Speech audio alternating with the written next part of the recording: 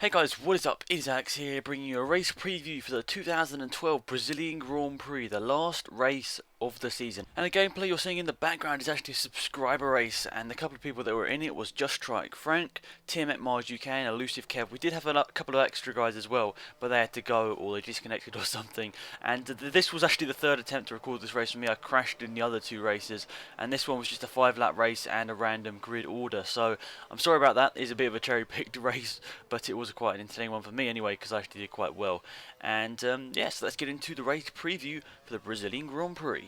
Now, as we go into the last race of the season, I doubt that a lot of you guys really wanted me to go through every single team yet again, but I'll probably get back to that at the start of the season in 2013. But for this one, we're just going to be talking about the teams and the drivers which I think are personally going to do really well.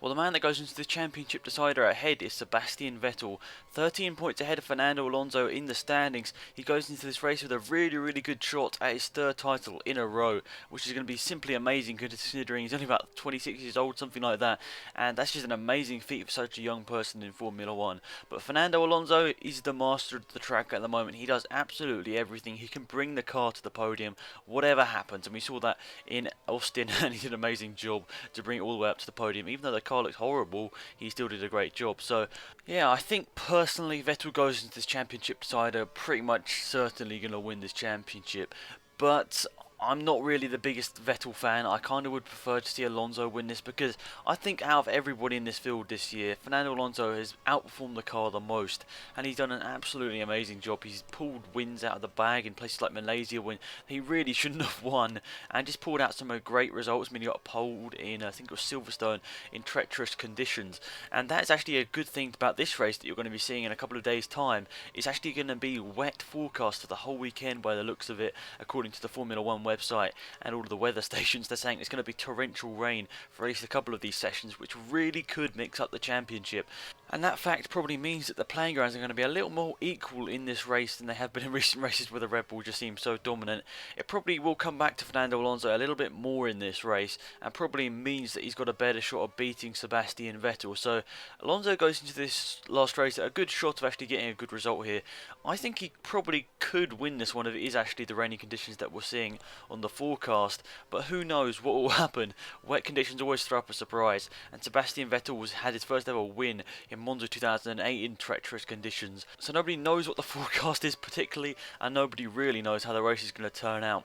But I'm going to go through a couple of situations which would mean for Alonso and Vettel, which would mean they would win the championship. So if Sebastian Vettel finishes in the top 4, he has the championship sealed up. That will put him on equal points to Alonso if Alonso won the race, but this would mean that Alonso actually has less wins than Sebastian Vettel. Alonso would have had 4 wins, Sebastian Vettel would have had 5 wins, so Alonso would have sort of lost that fight out.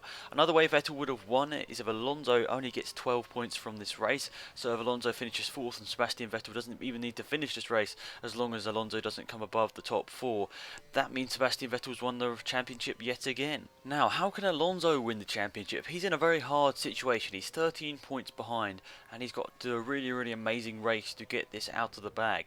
Well, if Fernando Alonso wins the race, Sebastian Vettel must finish no higher than 5th position, because that means Alonso will have 25 points and Vettel will have only 10. That means, in turn, Alonso will win the championship by 2 points, and that really means he's got to do a really amazing job to make sure that he wins and that Sebastian Vettel does get no higher than 5th. So what happens if Fernando Alonso finishes 2nd and gets 18 points? Well, that means that Sebastian Vettel cannot get more than 8th place. So it's really looking quite tough for Alonso. He's got to pull off a really big miracle here.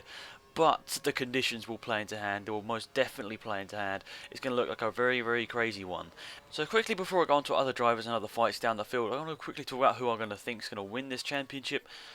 I really want to say Alonso, and I'm going to just say right now Alonso's going to win the championship. I'm probably going to be wrong. I'm 9 out of 10% sure that I'm wrong, and but I'm just going to say that I might be totally wrong. I might be totally right. Who knows? We'll see on Sunday. But yeah, let's move on to other people down the field and look where they will have to finish if they want to get past their rivals. Let's quickly talk about Lewis Hamilton, because I know a lot of people watching this will be Lewis Hamilton fans. So let's quickly talk about his battle with Kimi Raikkonen. Now, he is about 16 points behind in that championship fight. So what he has to do to beat Kimi Raikkonen in the standings is for Lewis Hamilton to win this next race in Brazil Brazil, and Kimi Raikkonen to not finish any higher than 6th. This will ensure that Hamilton goes into 2013 as the 3rd best driver in Formula 1. And if you like, the 3 best drivers or the 4 best drivers in Formula 1 will fill the top 4 places on that standings list by the end of this year. So yeah, let's talk about some other fights down the field. Jenson Button only needs to score 4 points to move ahead of Mark Webber in the standings as well, and that means he'll be 5th in the standings and doing a great job up there once again. And also, Nico Rosberg is only 3 points behind Romain Grosjean going into this last race of the season. If he can only get 3 more points, or if he gets 3 more points, Romain Grosjean, he will get ahead even if he draws on points because Nico Rosberg has that win. So Rosberg can do that even though the Mercedes isn't exactly the fastest car at the moment.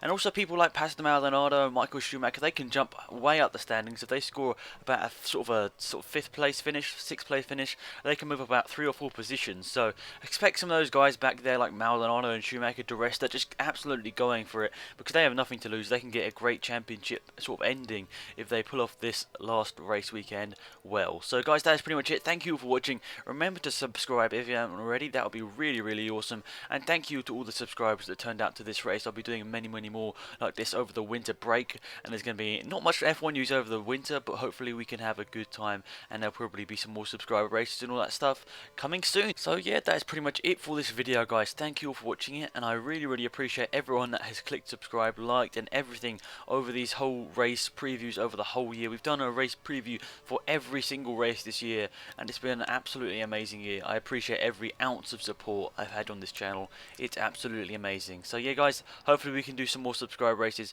over the winter, and hopefully that will be awesome. So yes, thank you for watching, and hope you had a wonderful day. It's been Alex and Mard here. Bye.